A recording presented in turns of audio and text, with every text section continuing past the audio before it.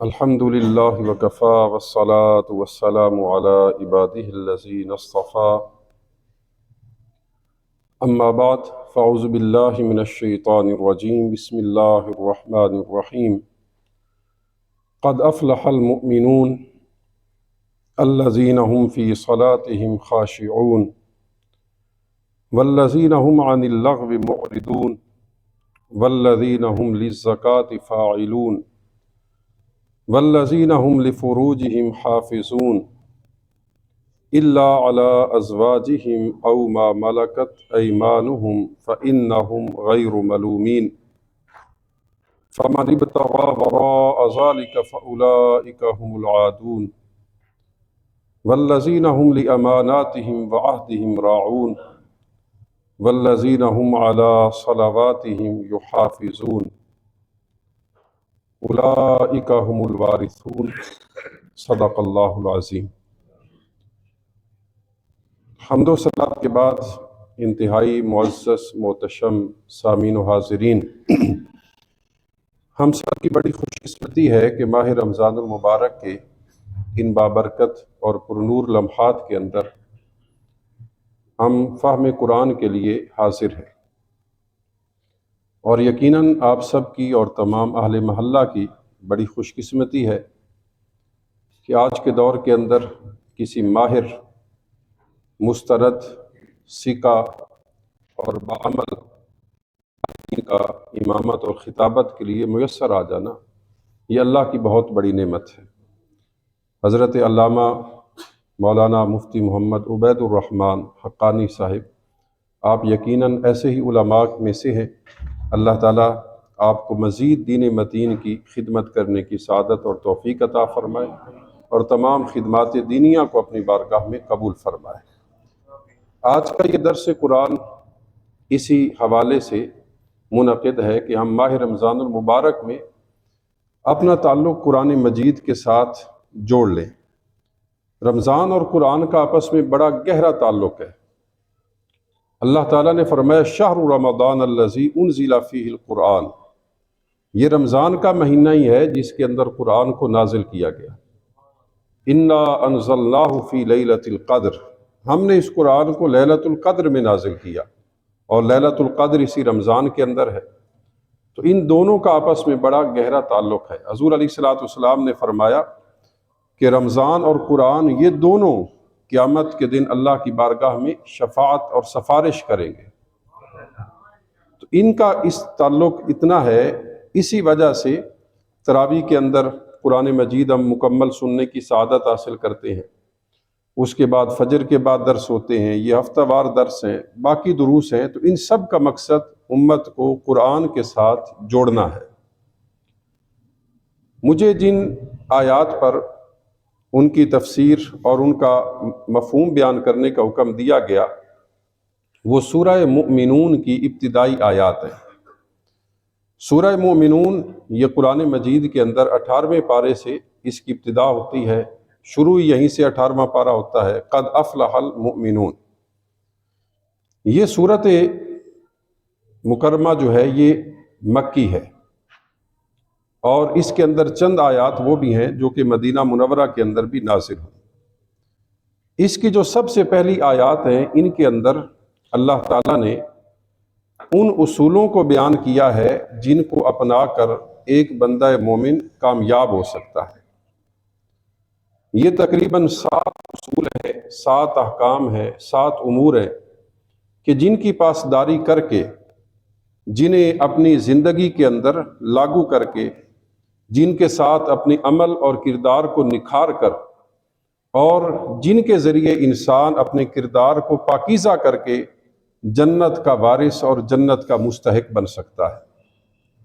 اللہ رب العزت نے فرمایا قد افلح المؤمنون۔ قرآن سے شغف رکھنے والے یہ انہیں جاننا چاہیے اور انہیں علم ہونا چاہیے کہ جو ایک لفظ قرآن مجید میں بار بار استعمال ہوتا ہے قد، یہ قد کا مطلب ہے کہ تحقیق، بے شک، یقیناً، لازماً، قد، یقیناً۔ اللہ رب العزت نے اس سورت کی ابتدا لفظ قد سے فرمائی کہ یقیناً تحقیق بے شک افلح کامیاب ہو گئے۔ افلاح کا مطلب ہمارے ہاں یہی کیا جاتا ہے، اردو کا دامن چونکہ بہت تنگ ہے، اردو کے اندر کوئی بھی ایسا لفظ نہیں ہے جو لفظ فلاح اس کا حقیقی معنی مختصر انداز کے اندر بیان کر سکے۔ اور علماء جو ہیں وہ کہتے ہیں کہ فلاح یہ اتنا بڑا لفظ ہے، اتنا جامع لفظ ہے کہ اس کے اندر دین اور دنیا کی ہر خیر اور بھلائی وہ شامل ہو جاتی ہے۔ ہم اگر کسی کو یہ دعا دیں کہ یہ بندہ فلاح پا گیا، اس کا مطلب یہ ہوتا ہے کہ اسے دنیا کی بھی ہر چیز میسر آ گئی اور اسے آخرت کی بھی ہر چیز میسر آ گئی۔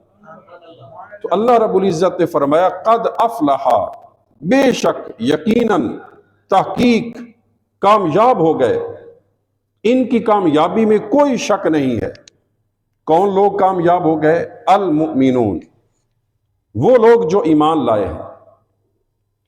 تو ایمان سب سے پہلی شرط ہے، یہ بعد کے اندر جتنی چیزیں آئیں گی وہ ایمان کے بعد ہیں۔ ایمان ہر ایک چیز کی بنیاد ہے، اگر کسی کے اندر ایمان نہ ہو، اس کا کوئی بڑے سے بڑا عمل بھی ہے وہ اسے آخرت کے اندر فائدہ نہیں دے گا، کیونکہ جس کا ایمان نہیں ہے اس کا تو سارا کام ہی دنیا کے لیے ہے۔ آج یہ ایک نئی نسل کی طرف سے بڑا اعتراض ہوتا ہے، یہ سوال ہوتا ہے کہ فلاں کافر تھا، اس نے اتنا امت کا یا قوم کا فائدہ کیا، انسانیت کا فائدہ کیا، تو کیا وہ بھی جہنم میں جائے گا؟ فلاں کافر تھا، اس نے وہ گنگا رام ہاسپٹل اس نے دے دیا، دیال سنگھ لائبریری دے دی، باقی اس طرح کی لیڈی ولنگٹن ہاسپٹل ہے، اور اس طرح کے بے شمار ان کے کام ہیں۔ صرف اس ملک میں نہیں بلکہ پوری دنیا کے اندر ایسے کفار وہ بڑے پڑے ہیں جن کا انسانیت کے لیے بڑا کام ہے، تو کیا وہ سارے کے سارے جہنم میں جائیں گے؟ تو اس حوالے سے اللہ رب العزت نے قرآن مجید میں ایک نہیں متعدد جگہوں پر ایک اصول بیان کیا ہے۔ فرمایا ان اللہ لا یغفر ان یشرک بہ ویغفر ما دون ذلک لمن یشاء، کہ اللہ تعالیٰ شرک کو معاف نہیں کرے گا، اس کے علاوہ جو بھی گناہ ہوگا اللہ ہر اس گناہ کو معاف فرما دے گا۔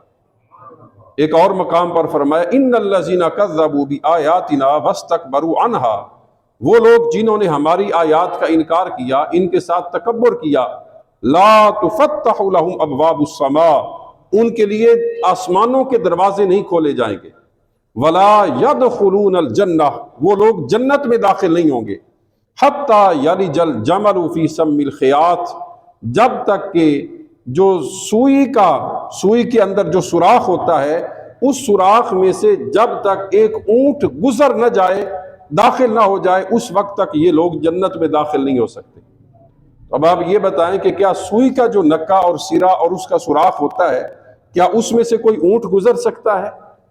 جس طرح اس میں سے اونٹ کا گزرنا یہ محال ہے، ناممکن ہے، ہو ہی نہیں سکتا، اسی طرح کوئی بھی جو کافر ہے، کوئی بھی مشرک ہے، کوئی بھی غیر مسلم ہے، اسی طرح وہ جنت میں داخل نہیں ہو سکتا۔ ان شرک لظلم عظیم، جو کفر ہے، شرک ہے، یہ بہت بڑا ظلم ہے۔ ایمان سب سے بڑی دولت، اور ایمان کس کا نام ہے؟ ایمان محبت مصطفیٰ کا نام ہے، حضور کی اتباع کا نام ہے، حضور علیہ الصلوۃ والتسلیم آپ کے احکامات کو دل و جان سے قبول کرنے کا نام یہ ایمان ہے۔ تو فرمایا قد افلح المؤمنون، مومن کامیاب ہو گئے، انہیں دنیا کی بھی ہر خیر مل گئی، انہیں آخرت کی بھی ہر خیر مل گئی۔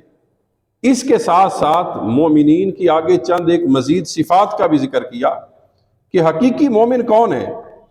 فرمایا سب سے پہلے الذین ہم فی صلاتہم خاشعون، حقیقی مومن وہ ہیں جو اپنی نمازوں کے اندر خشوع کرنے والے ہیں، عاجزی اور انکساری کرنے والے ہیں، اپنی نمازوں میں گڑ گڑانے والے ہیں، اپنی نمازوں کے اندر عجز و نیاز کرنے والے ہیں، اپنی نمازوں کے اندر آہ و زاری کرنے والے ہیں، اپنی نمازوں کے اندر رونے والے ہیں، اپنی نمازوں کے اندر اللہ کی طرف ہر طرح سے توجہ کرنے والے ہیں۔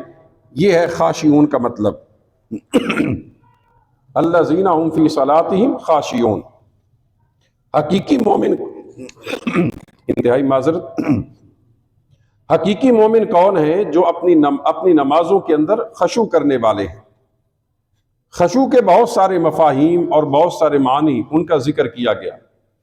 خشوع کا ایک مطلب یہ ہے کہ عاجزی اور انکساری کرنا، اور خشوع کا ایک مطلب یہ ہے کہ اللہ کی بارگاہ میں رونا، اللہ کی بارگاہ میں گڑ گڑانا، اور اس کا سب سے بہترین معنی اور مفہوم یہ ہے کہ خشوع کا مطلب اور مفہوم یہ ہے کہ انسان کا دل، انسان کا دماغ، ہر چیز اللہ کے سوا سے خالی ہو جائے۔ دل میں اگر یاد ہو فقط وہ اللہ کی یاد ہو، اگر دماغ میں کوئی بات ہو تو وہ فقط اللہ کی یاد ہو، اللہ کے سوا ہر شے کو اپنے دل سے مٹا دینا، اس کا نام خشوع ہے۔ اب اس بات کو ہم سامنے رکھیں اور ہم اپنی نمازوں کو دیکھیں کہ ہم جب نماز پڑھتے ہیں تو ہماری نمازوں میں ہماری توجہ کس طرف ہوتی ہے، ہمارا دھیان کس طرف ہوتا ہے۔ ایک آدمی نماز پڑھ رہا ہے لیکن نماز کے اندر اس کا دھیان اپنے جانوروں کی طرف ہے، نماز کے اندر اس کا خیال اپنے کاروبار کی طرف ہے، نماز کے اندر اس کا خیال اپنی اولاد کی طرف ہے، نماز کے اندر اس کا خیال دیگر دنیا کے معاملات کے اندر بکھرا ہوا ہے، تو یہ نماز کے اندر خشوع نہیں ہے۔ نماز کے اندر خشوع یہ ہے کہ دنیا کے جتنے بھی معاملات ہیں ان سب کو انسان مسجد سے باہر نماز سے پہلے اپنے ذہن سے، دل سے اتار دے۔ جب وہ نماز کے اندر کھڑا ہو اسے یقین ہو کہ میں رب العالمین کی بارگاہ کے اندر حاضر ہوں، میں احکم الحاکمین کی بارگاہ کے اندر حاضر ہوں، اور اس توجہ کے ساتھ، انہماک کے ساتھ نماز پڑھے کہ اس کا دل وہ فقط اللہ کی یاد کا مرکز اور محور بن جائے۔ حضور نبی کریم صلی اللہ علیہ وآلہ وسلم، آپ نے ایک بندے کو دیکھا کہ وہ نماز پڑھ رہا ہے، نماز کے اندر کبھی وہ اپنے کپڑوں کو سیدھا کرتا ہے، کبھی وہ اپنی داڑھی کو صحیح کرتا ہے، اور کبھی اس کی توجہ کہیں جاتی ہے۔ اس موقع پر حضور علیہ الصلوۃ والسلام نے فرمایا لو خشعت قلبہ لخشعت جوارحہ، فرمایا اگر اس بندے کے دل میں خشوع ہوتا تو وہ دل کا خشوع اس کے ظاہری اعضاء سے بھی نظر آتا۔ تو اگر انسان نماز کے اندر آ کر ہی اس نے اپنے کپڑے صحیح کرنے ہیں، اس نے اپنے چہرے کو صاف کرنا ہے، اپنی داڑھی کو صحیح کرنا ہے، تو اس کا مطلب یہ ہے کہ اس کے دل کے اندر بھی خشوع نہیں ہے۔ جو دل کا خشوع ہے اس کا اظہار انسان کے ظاہری اعضاء سے ہوتا ہے، اس کے ظاہری اعضاء میں عاجزی کتنی ہے، اس کے ظاہری اعضاء میں اللہ کی طرف توجہ کتنی ہے، انہماک کتنا ہے۔ اس وجہ سے جو خشوع ہے اصل اس کا تعلق دل کے ساتھ ہے، لیکن اس کا اظہار انسان کے اعضاء سے بھی ہوتا ہے۔ تو یہ بہت ضروری چیز ہے۔ حضور نبی کریم صلی اللہ علیہ وآلہ وسلم آپ نے فرمایا کہ شیطان انسان کی نماز میں سے آتا ہے اور کچھ چیزیں اچک کر لے جاتا ہے، اور جیسے وہ اچک کر لے جاتا ہے تو نماز کے اندر سے جو برکت ہے اور نماز کے اندر سے جو انسان کی روحانیت ہے اس کو اٹھا لیا جاتا ہے۔ تو یہ شیطان کا اچک لینا کیا ہے؟ یہی ہے کہ وہ دل سے خشوع کا ختم ہو جانا۔ ایک اور مقام پر حضور علیہ الصلوۃ والسلام نے فرمایا میری امت میں سے سب سے پہلے جس چیز کو اٹھا لیا جائے گا وہ دلوں کا خشوع ہے، دلوں کی عاجزی ہے، اور میری امت میں سے سب سے آخر میں جس چیز کو اٹھایا جائے گا وہ نماز ہے۔ یعنی لوگ نماز کی طرف توجہ نہیں کریں گے۔ آج ہمارا عالم کیا ہے کہ خشوع کی عالم اور خشوع کی کیفیت کیا ہے، نمازوں کی کیفیت کیا ہے۔ اس وجہ سے اللہ رب العزت نے فرمایا کہ وہ مومن کامیاب ہو گئے، انہیں دنیا اور آخرت کی ہر خیر اور بلائی مل گئی۔ کون سے مومن؟ جو اپنی نمازوں کے اندر خشوع کرنے والے ہیں، عاجزی کرنے والے ہیں، اللہ کی بارگاہ میں رونے اور گڑ گڑانے والے ہیں۔ اس کے بعد ایک اور چیز کا ذکر کیا، فرمایا وَالَّذِينَ هُمْ عَنِ اللَّغْوِ مُعْرِضُونَ، مومن وہ ہیں جو ہر طرح کی بیہودہ بات سے، لغو بے فائدہ بات سے اعراض کرنے والے ہیں، اس سے بچنے والے ہیں۔ لغو بیہودہ بات، حضور نبی کریم صلی اللہ علیہ وآلہ وسلم کا فرمان ہے من حسن اسلام المرء ترکہ ما لا یعنی، آدمی کے دین کا حسن یہ ہے کہ ہر فضول اور لا یعنی اور بے فائدہ کام کو چھوڑ دے، اس کے قریب نہ جائے۔ ایک بہت بڑے محدث ہیں، ساسیتہ میں سے ہیں، ان کے مصنفین میں سے ہیں امام ابو داؤد سجستانی رحمۃ اللہ تعالی علیہ۔ ان کو تقریباً 4 لاکھ کے قریب احادیث یاد تھی، یہ کہتے ہیں میں نے ان 4 لاکھ احادیث کا، میں نے کہا میں ان کا خلاصہ جمع کر دوں، کہتے ہیں میں نے انہیں چند ہزاروں کے اندر جمع کیا، پھر 1000 سے مختصر کر کے انہیں چند 100 کے اندر جمع کیا، ساری احادیث کرتے ہوئے، خلاصہ نکالتے ہوئے، کہتے ہیں بالآخر میں نے جب ان 4 لاکھ احادیث کا خلاصہ اور نچوڑ نکالا تو مجھے 4 حدیثوں کے اندر دین کا پورا خلاصہ نظر آیا، 4 چیزوں کے اندر، 4 احادیث کے اندر۔ ان 4 احادیث میں سے ایک حدیث یہ ہے، من حسن اسلام المرء ترکہ ما لا یعنی، کہ آدمی کا دین کا حسن یہ ہے کہ ہر بے فائدہ اور فضول کام کو چھوڑ دے۔ آج ہم دیکھیں کہ ہمارا جو دن ہے وہ کس طرح گزرتا ہے، ہمارے دن کا زیادہ حصہ کن کاموں کے اندر صرف ہوتا ہے۔ ہم صبح اٹھتے ہیں، رات تک ہم چلتے ہیں، تو ہم ایک دن اپنا خود محاسبہ کریں، اپنے خود جو اعمال ہیں ان کو سامنے رکھیں، اپنا ٹائم ٹیبل دیکھیں کہ میں نے اس آج کے دن کے اندر کتنے کام کیے جو فائدہ مند تھے، اور کتنے ایسے کام کیے جو لغو، فضول اور بے فائدہ تھے۔ اور بے فائدہ ہونے سے مراد یہ ہے کہ ایسا عمل جس کا فائدہ نہ دنیا کے اندر ہے، جس کا فائدہ نہ آخرت کے اندر ہے۔ علم بھی وہی فائدہ مند ہے جس علم کا فائدہ دنیا کے اندر بھی ہو، آخرت کے اندر بھی ہو، اور عمل بھی وہی فائدہ مند ہے جس کا فائدہ دنیا کے اندر بھی ہو اور جس کا فائدہ آخرت کے اندر بھی انسان کو میسر آئے۔ تو حضور علیہ الصلوۃ والسلام نے فرمایا کہ آدمی کے دین کا حسن یہ ہے وہ ہر فضول، لا یعنی اور بے فائدہ کام اسے چھوڑ دے، اسے ترک کر دے۔ اور یہاں پر اللہ رب العزت نے یہی فرمایا کہ مومن کون ہیں؟ والذین هم عن اللغو معرضون، مومن وہ ہیں جو ہر لغو اور فضول سے اپنے آپ کو بچاتے ہیں، اس سے اعراض کرتے ہیں۔ آج کے دور کے اندر موبائل ایک ہر انسان کی ضرورت ہے۔ موبائل کا مقصد کیا ہے؟ موبائل کا ایک مقصد یہ ہے کمیونیکیشن، کہ لوگوں سے رابطہ رہے۔ ایک اس کا مقصد ہے انفارمیشن، کہ اس سے ہم بہت ساری معلومات ہم لیتے ہیں۔ اور تیسرا مقصد ہے موبائل کا انٹرٹینمنٹ۔ لیکن ہم نے موبائل کو صرف اس آخری مقصد کے لیے رکھا ہوا ہے۔ ایسا سارا دن، بڑے اچھے لوگ، لیکن سارا دن ان کا موبائل پہ گزر جائے گا۔ بڑے بڑے عقل مند دانا لوگ بڑی عمر کے اندر بھی وہ موبائل کے اندر کوئی گیم کھیل رہا ہے، کوئی سوشل میڈیا پلیٹ فارم استعمال کر رہا ہے۔ تو یہ سارے کام وہ ہیں جو فضول ہیں، لا یعنی ہیں، بے فائدہ ہیں، جن کا کوئی فائدہ نہیں ہے۔ اور بہت سارے ایسے اعمال ہیں اس کے اندر جن کی وجہ سے انسان گناہ کر بیٹھا ہے اور گناہ کے کاموں کے اندر وہ مصروف ہو جاتا ہے۔ اس وجہ سے ہر لغو، فضول، لا یعنی کام اس کو چھوڑ دینا یہ ایک مومن کے لیے لازم اور ضروری ہے۔ تو ہم اپنا محاسبہ کریں، اپنے اوقات کا، وقت سب سے قیمتی چیز ہے۔ حضور نبی کریم صلی اللہ علیہ وآلہ وسلم فرماتے ہیں اغتنم خمسا قبل خمس، 5 چیزوں کو 5 سے پہلے غنیمت سمجھو، انہیں بہت بڑی اللہ کی نعمت اور انعام سمجھو۔ ان میں سے ایک کیا فرمایا؟ فراغ کا قبل شغلی کا، جو تمہارے فراغت کے اوقات ہیں انہیں مصروفیت کے اوقات سے پہلے غنیمت جانو اور انہیں کسی کام کے اندر لے آؤ۔ جب مصروف ہو جاؤ گے پھر کہو گے کہیں سے مجھے کوئی وقت مل جائے، لیکن آج جو فراغت کا وقت میسر ہے انسان اس سے فائدہ اٹھا لے۔ تو مومن کیا ہوتا ہے؟ مومن ہر لغو اور فضول کام سے بچنے والا ہوتا ہے، اعراض کرنے والا ہوتا ہے۔ اس کے بعد فرمایا والذین هم للزکاۃ فاعلون، کہ مومن وہ ہیں جو زکوٰۃ دینے والے ہوتے ہیں۔ زکوٰۃ کا ایک معروف معنی ہے جو ہم جانتے ہیں کہ اپنے مال میں سے مخصوص حصہ وہ مستحقین تک پہنچا دینا، اور زکوٰۃ کا ایک مطلب ہے پاکیزگی، کسی چیز کو پاک کر دینا۔ خذ من اموالہم صدقۃ تطہرہم وتزکیہم بہا، اے محبوب ان کے مالوں میں سے لو تاکہ ان کے مال سے لے کر تم ان کا جو بقیہ مال ہے اسے تم صاف ستھرا کر دو، اسے پاکیزہ کر دو۔ تو زکوٰۃ کا ایک معنی ہے کسی چیز کو پاکیزہ کر دینا۔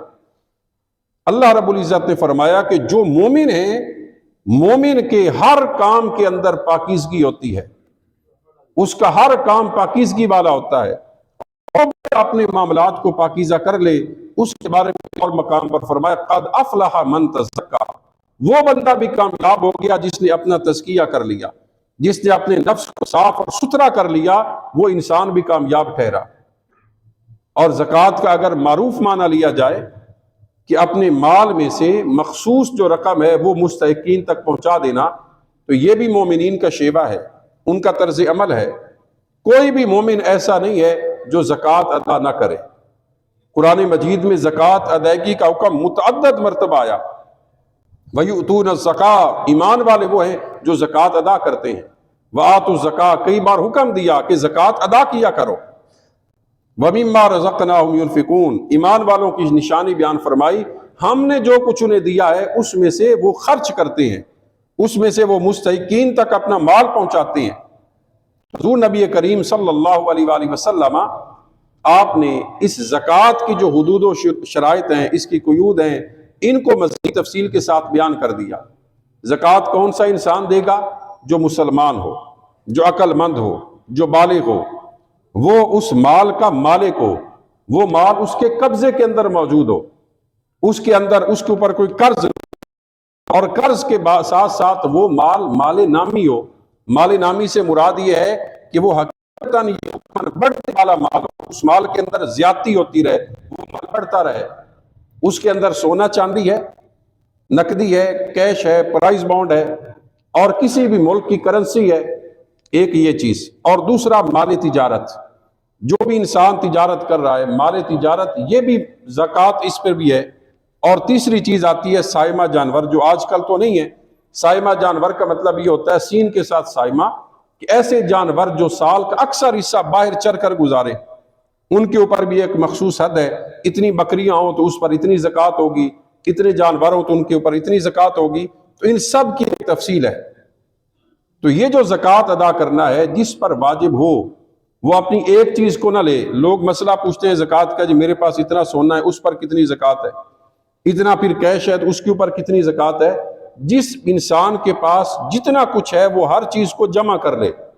وہ دیکھے میرے پاس سونا اتنا ہے، چاندی اتنی ہے، نقدی، کیش، پرائز بانڈ، کرنسی، یہ ساری چیزیں یہ اتنی ہیں، میرا مال تجارت ہے تو وہ اتنا ہے، اتنا میں نے لوگوں سے قرض لینا ہے، اتنا میں نے قرض دینا ہے۔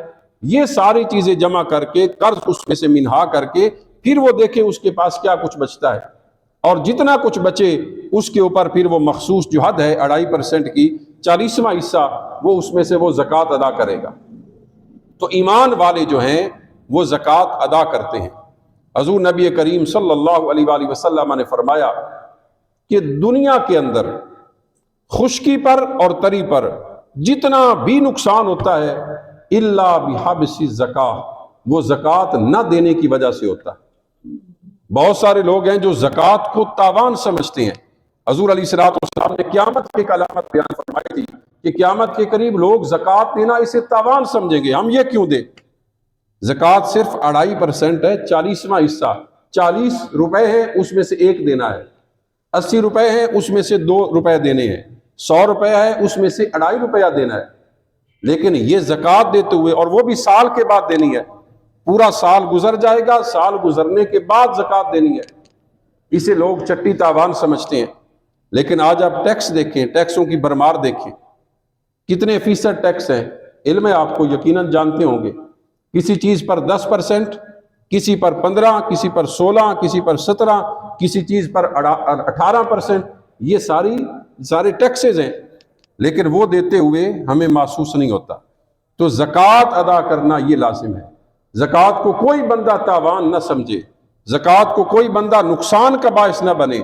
آج اگر ایک آدمی اس سال زکوٰۃ دیتا ہے، اس کی زکوٰۃ بنتی 1000، وہ خوش دلی کے ساتھ زکوٰۃ دے دے اور یقین رکھے، اور اگر میں اس پر قسم بھی اٹھاؤں تو جھوٹا نہیں ہوں گا، اگر آج کے دن اس سال وہ 1000 روپیہ زکوٰۃ دے رہا ہے تو اللہ کے فضل و کرم سے اگلے سال وہ اس سے بھی زیادہ دینے والا ہو جائے گا۔ اس کے مال میں کمی نہیں آئے گی، اس کا مال بڑھ جائے گا، کیونکہ زکوٰۃ کا معنی یہ ہے کہ زکوٰۃ سے مال بڑھتا ہے، زکوٰۃ سے مال زیادہ ہو جاتا ہے۔ آپ دیکھتے ہیں ایک آدمی، کسان جو کچھ زیادہ پڑھا لکھا نہیں ہوتا، وہ کیا کرتا ہے؟ وہ ایک بیج لیتا ہے، زمین کو کھودتا ہے، اور اس زمین کے اندر اس بیج کو بو دیتا ہے۔ وہ بیج تو ایک بار اس نے ضائع کر دیا، لیکن اس کا اللہ پر توکل ہے، اس کا بھروسہ ہے کہ میں جب یہ بیج ایک بار اسے زمین کے اندر گاڑوں گا، اسے ایک بار خراب کروں گا، اسی ایک بیج سے اللہ مجھے سینکڑوں چیزیں مزید عطا فرمائے گا۔ اور یہی مثال اللہ نے قرآن مجید میں بیان فرمائی۔ مثل الذین ينفقون اموالهم فی سبیل اللہ کمثل حبہ، وہ لوگ جو اللہ کی راہ میں اپنا مال خرچ کرتے ہیں ان کی مثال اس طرح ہے جس طرح ایک دانہ ہوتا ہے، انبتت سبع سنابل، اس ایک دانے کو زمین میں بویا، اس ایک دانے سے 7 کونپلیں نکلیں، 7 شاخیں نکلیں، 7 اس سے خوشے نکل آئے، فی کل سنبلۃ مئۃ حبہ، ہر کونپل کے اندر، ہر شاخ کے اندر، ہر ٹہنی کے اندر اللہ 100 دانے کو پیدا فرما دیتا ہے۔ اس نے جب بویا تھا فقط ایک تھا، اور جب اس ایک کو بو دیا ہے اب اللہ تعالیٰ نے اس کے اندر اتنی برکت پیدا کر دی کہ اس ایک کے بدلے اللہ تعالیٰ 700 فرما رہا ہے۔ اور صرف یہاں پر نہیں ہے، واللہ یضاعف لمن یشاء، اللہ جس کے لیے چاہتا ہے اس سے زیادہ بھی کر دیتا ہے۔ ابھی ہمارے دوست بیان کر رہے تھے کہ قرآن مجید کا ایک لفظ پڑھنا، ایک حرف پڑھنا، عام دنوں کے اندر اس پر 10 نیکیاں ہیں، ماہ رمضان المبارک میں اس پر 70 نیکیاں، اور اللہ جس کے لیے چاہے بڑھا دے، ٹھیک ہے۔ اور پھر وضو کے ساتھ پڑھنا، مسجد کے اندر پڑھنا، اور پھر نماز کے اندر پڑھنا، اس پر کئی گنا فضیلتیں وہ بڑھ جاتی ہیں۔ اگر ایک آدمی رمضان المبارک کے اندر یا کسی اور دن کے اندر، کسی اور مہینے کے اندر پورے قرآن کی تلاوت کرتا ہے تو ایک قرآن مکمل کرنے پر کتنا اجر ملتا ہے، کتنی نیکیاں ملتی ہیں۔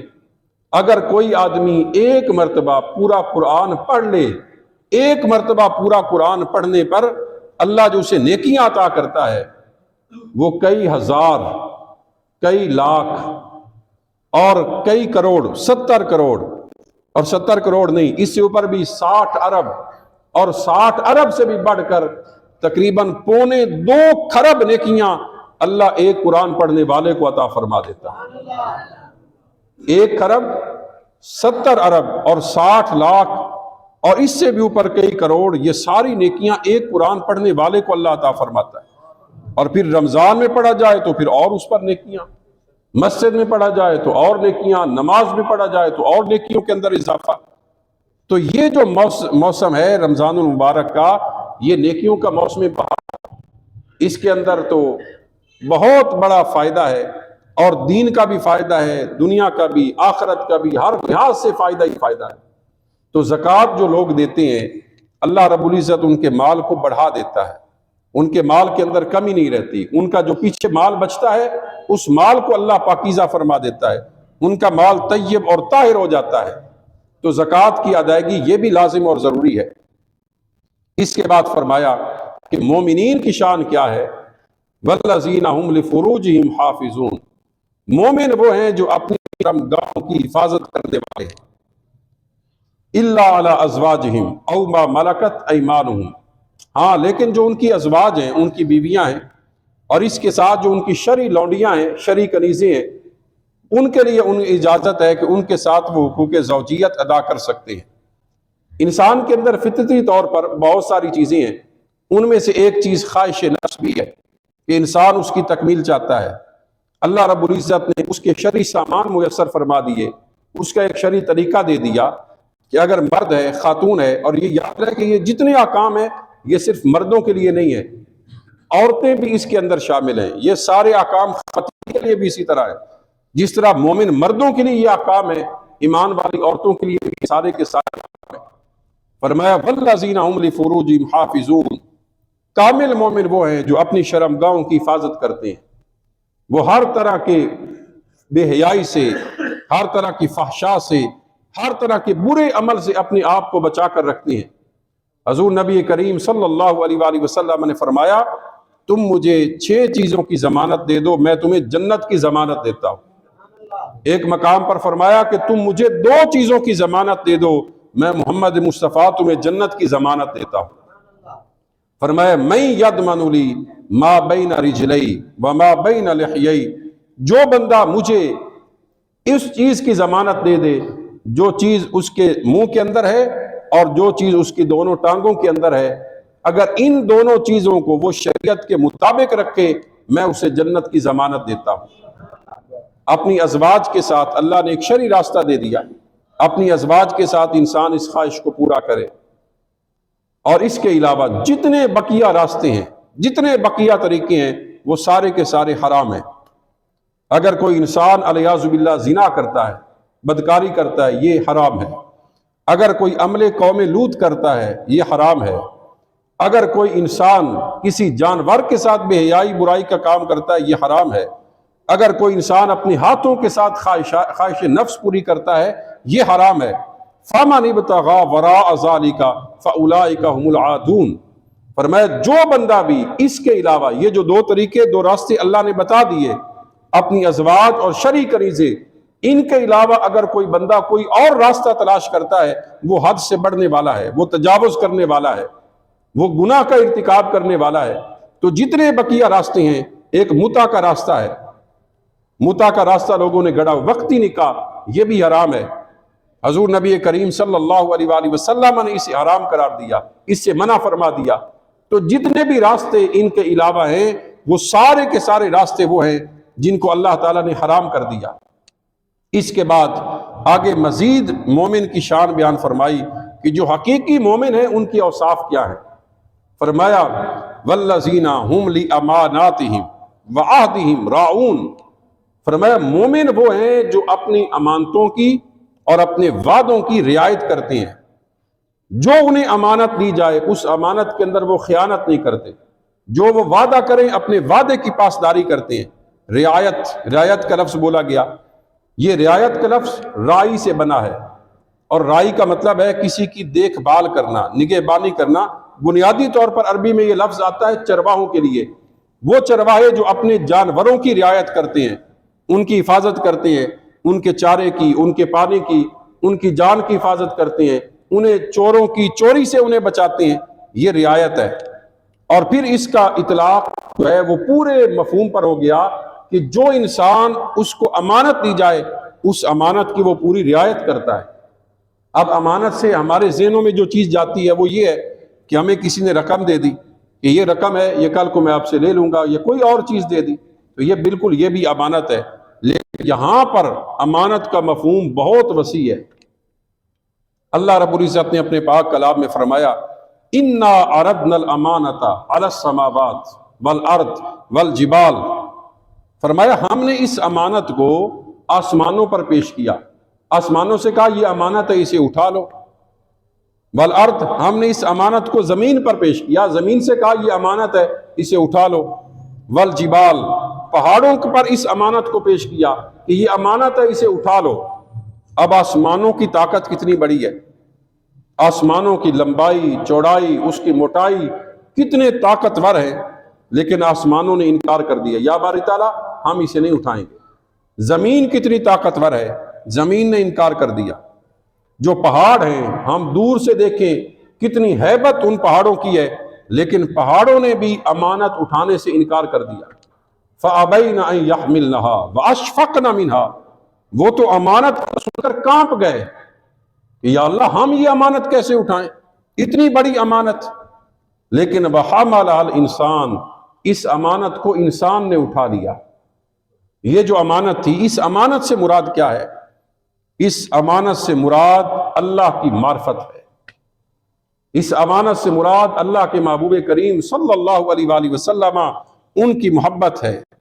امانت سے مراد اطاعت مصطفیٰ ہے، امانت سے مراد اتباع مصطفیٰ ہے، امانت سے مراد اسلام کے جملہ جتنے بھی احکام ہیں وہ سارے کے سارے احکام ہیں۔ تو ایک مومن جو ہے اس کی شان کیا بیان فرمائی، والذین هم لأماناتهم وعہدہم راعون، وہ اپنی امانتوں کی رعایت کرتا ہے، جو امانت اسے دی جاتی ہے اس امانت کو وہ پورا کرتا ہے۔ ہمارے پاس ہمارا جسم یہ امانت ہے، اس جسم کا ایک ایک عضو یہ ہمارے پاس امانت ہے۔ یہ آنکھیں امانت ہیں، یہ زبان امانت ہے، یہ کان امانت ہیں، یہ ہاتھ، یہ پاؤں، جسم کا ایک ایک بال، یہ ساری چیزیں اللہ کی امانت ہیں۔ کس وجہ سے؟ کہ ہم نے تو اللہ سے سودا کر لیا ہے۔ ان اللہ اشترى من المؤمنین انفسهم واموالهم بان لهم الجنہ، اللہ نے خرید لیا ہے مومنوں کی جانوں کو، مومنوں کے مالوں کو، اور یہ چیز خرید کر بدلے میں انہیں جنت دے دی ہے۔ تو ہم تو اپنا سب کچھ بیچ چکے ہیں، ہمارے پاس ہمارا کچھ بھی نہیں ہے۔ یہ جو اللہ نے فرمایا کہ مومنوں کے مال، مومنوں کی جانیں، یہ بھی تو سب کچھ اسی کا ہے، لیکن اس کے باوجود انسان کی اہمیت کے پیش نظر، اس کی عظمت اور شان اور اس ایک مقام کے پیش نظر جو اللہ نے اسے عطا کیا، اس کے پیش نظر فرمایا کہ ہم نے سب کچھ اس سے خرید لیا ہے۔ تو ہمارے پیارے بھائیوں دوستو، یہ ساری چیزیں اللہ کی امانت ہیں۔ ہماری اولاد یہ اللہ کی امانت ہے، ہمارا گھر یہ اللہ کی امانت ہے، ہمارا کاروبار یہ اللہ کی امانت ہے، ہماری ایک ایک سانس یہ اللہ کی امانت ہے۔ ہم اس امانت کے ساتھ کیا کر رہے ہیں؟ یہ جتنی بھی امانتیں اللہ نے ہمیں دی ہیں یہ امانتیں ہیں، اور ہم ان کے ساتھ دیکھیں کہیں خیانت تو نہیں کر رہے۔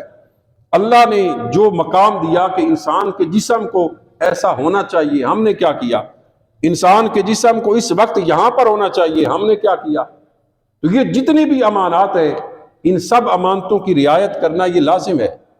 وعہدہم، اور فرمایا کہ مومن وہ ہے، حقیقی مومن، جو اپنے وعدوں کی بھی رعایت کرتا ہے۔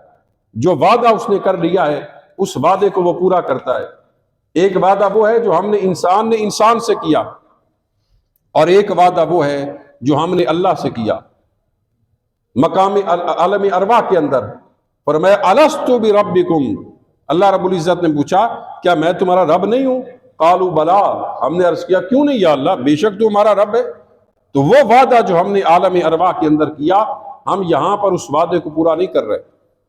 اللہ رب العزت نے اپنے محبوب علیہ الصلوۃ والسلام کی زبان اقدس سے ہمیں یہ بھی پیغام پہنچایا۔ حضور نے فرمایا لا ایمان لمن لا امانت له، جس بندے کے اندر امانت نہ ہو اس کا کوئی دین نہیں ہے، اس کا کوئی ایمان نہیں ہے، اور اس انسان کا کوئی دین اور ایمان معتبر نہیں ہے جس بندے کے اندر وعدے کی پاسداری نہیں ہے۔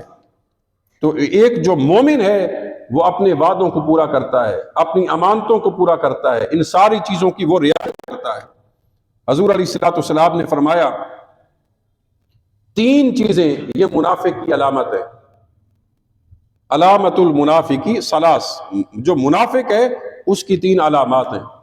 ایک حدیث میں آیت المنافقی، منافق کی جو آیات نشانیاں ہیں وہ تین ہیں۔ ان میں سے سب سے پہلی چیز کیا فرمایا کہ اذا عاہد غدر، اور ایک حدیث میں اذا وعد اخلف، کہ اس کے اندر یہ ہوگا کہ جب بھی وعدہ کرے گا وعدہ خلافی کرے گا۔ اذا حدث کذب، جب بولے گا جھوٹ بولے گا۔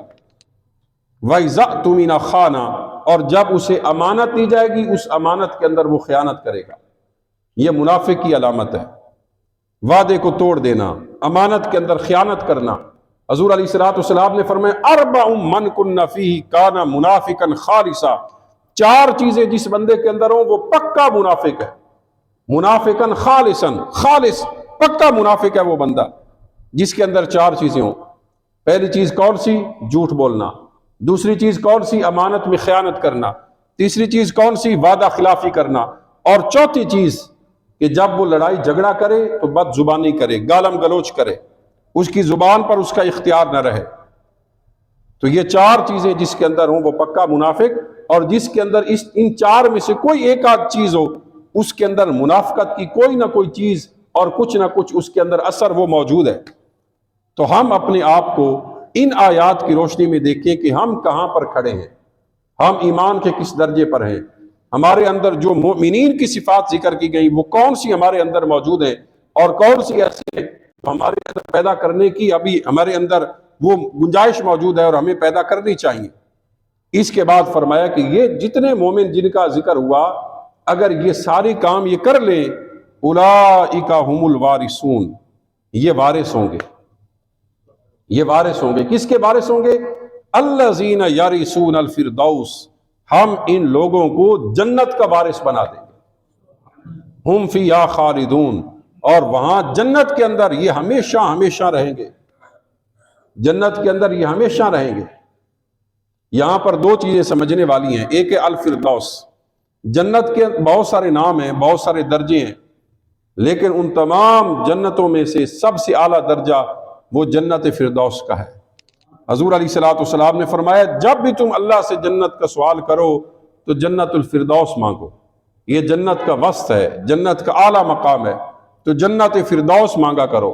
اور یہاں پر خود اللہ رب العزت نے کیا فرما دیا، وہ مومن جن کے اندر یہ ساتوں کی ساتوں صفات موجود ہوں اولئک هم الوارثون الذین یرثون الفردوس، یہ وارث ہوں گے اور ہم ان کو جنت کا وارث بنا دیں گے۔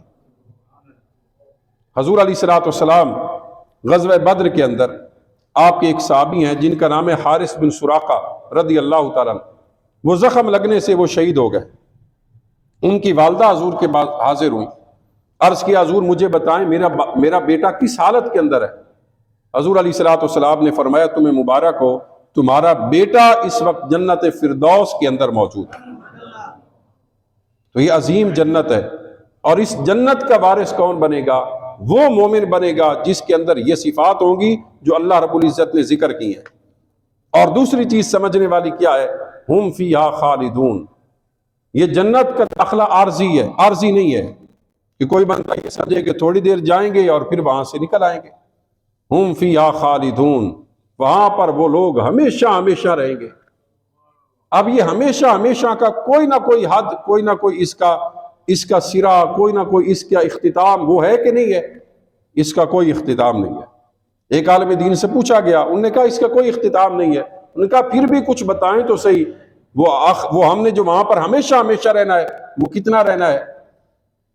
انہوں نے کہا کہ اس کی کوئی حد نہیں ہے۔ اس نے کہا پھر بھی کچھ تو بتائیں۔ فرمایا یہ جو زمین و آسمان کے درمیان جتنی خالی جگہ ہے، خلا ہے، اس کے اندر باریک باریک ذرات ہمیں نظر آتے ہیں۔ اگر خاص روشنی میں دیکھیں تو ہمیں ہوا کے اندر، فضا کے اندر، خلا کے اندر چھوٹے چھوٹے باریک ذرات نظر آتے ہیں۔ وہ کہنے لگے یہ جتنا حصہ ہے زمین و آسمان کا، یہ سارے حصے کو ان باریک باریک ذرات سے بھر دیا جائے۔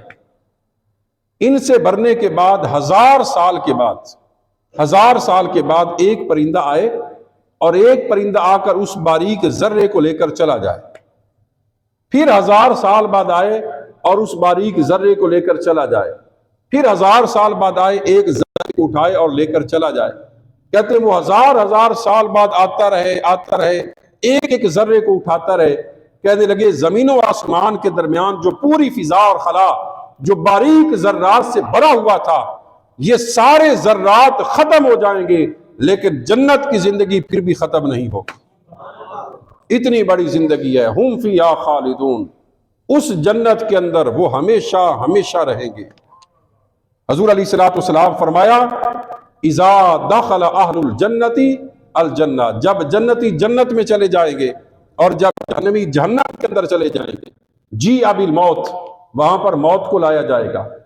موت کو لانے کے بعد پھر اس کے بعد جنتیوں اور جہنمیوں کو متوجہ کیا جائے گا اور جنت اور جہنم کے درمیان رکھ کر ثم یذبح، پھر اس موت کو ذبح کر دیا جائے گا۔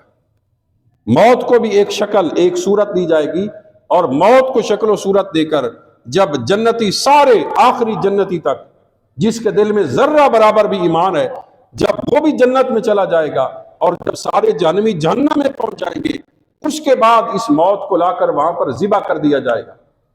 ذبح کرنے کے بعد ثم ینادی منادن، پھر ایک ندا دینے والا ندا دے گا، یا اہل الجنت لا موت، یا اہل النار لا موت، اے جنتیوں تمہیں مبارک ہو، اب تمہیں موت نہیں آئے گی۔